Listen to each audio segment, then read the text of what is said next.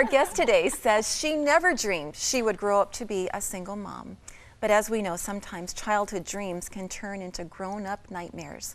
And in 1999, Carol Floch woke up to the reality of raising 3 daughters on her own.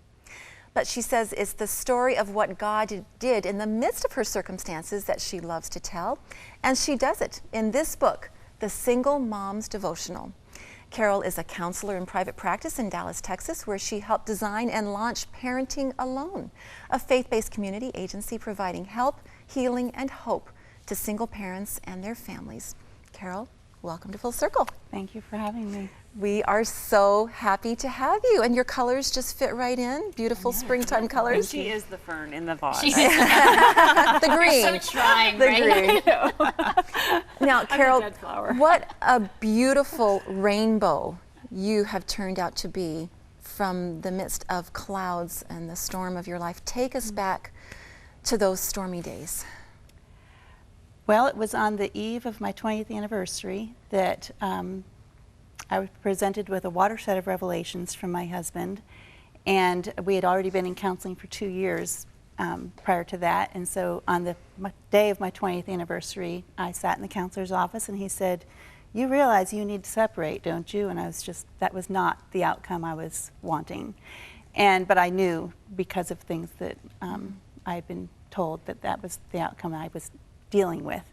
And so we separated, and I can remember the day after we separated, driving to a doctor's appointment, because you do these normal everyday things even though nothing is normal anymore.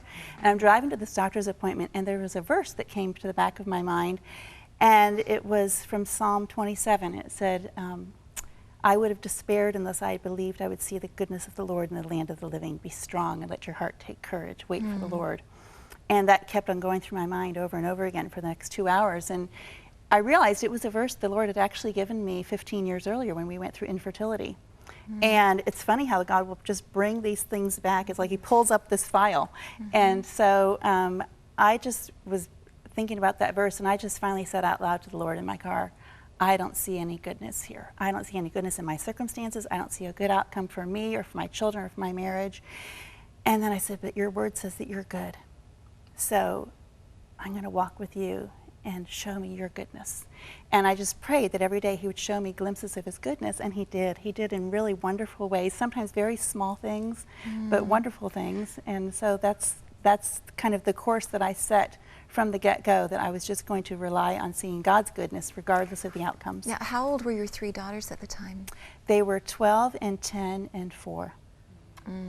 It seems like that moment is really what set the course. And it's so funny how you make those decisions and you don't realize that that's going to change the whole course of your life. Because, you know, I remember reading in your book, you said that you could have given in to bitterness, but you never had time because you had your kids to think about. You're a mom, right? And you know that if you indulged in all of those feelings that wanted to overtake you, you'd be no good for them.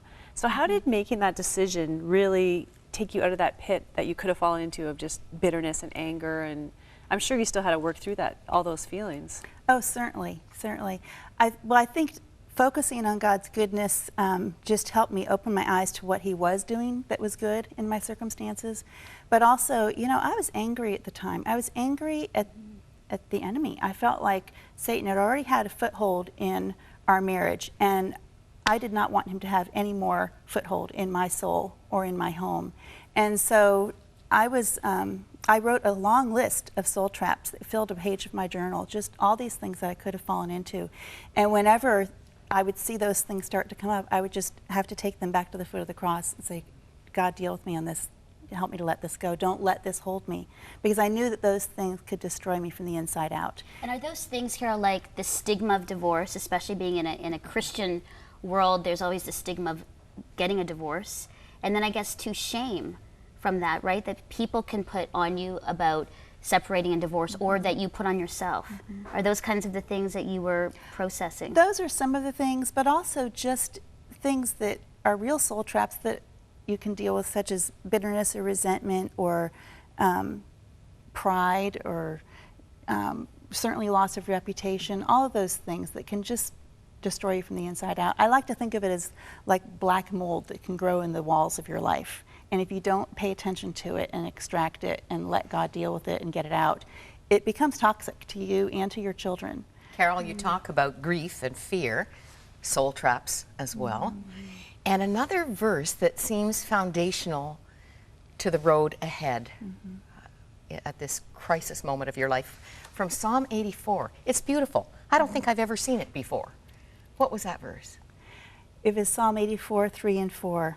And this was about 10 months after my husband and I separated, and I realized at that point that this was actually going to end in divorce. And I was just weeping before the Lord. I was like, what about my children? Where will their security be?